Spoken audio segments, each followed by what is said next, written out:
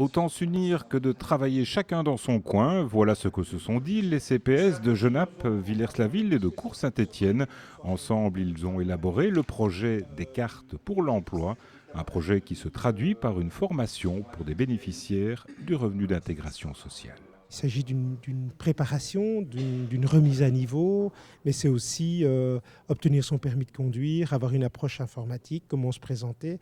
Bref, l'idée est de redonner des outils, des cartes à ceux qui ont peut-être échoué ou n'ont pas réussi à trouver un emploi. Et l'idée est vraiment de les accompagner pendant une année académique pour leur donner tous les outils pour pouvoir revenir sur le marché de l'emploi. Une formation qui sera accessible à une vingtaine de bénéficiaires du CPAS. Cette formation, ce coaching peut donner lieu à deux situations, finalement, directement une mise à l'emploi via un projet d'insertion ou la réalisation d'un stage, mais ça peut être aussi une formation qualifiante.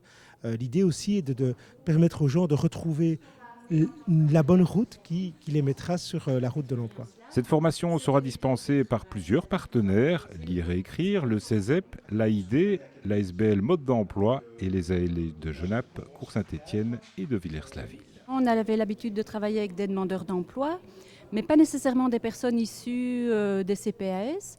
Et donc, on avait des difficultés à toucher ces personnes-là ou à pouvoir les accueillir parce qu'on a des quotas parfois à respecter au niveau des conditions administratives, etc.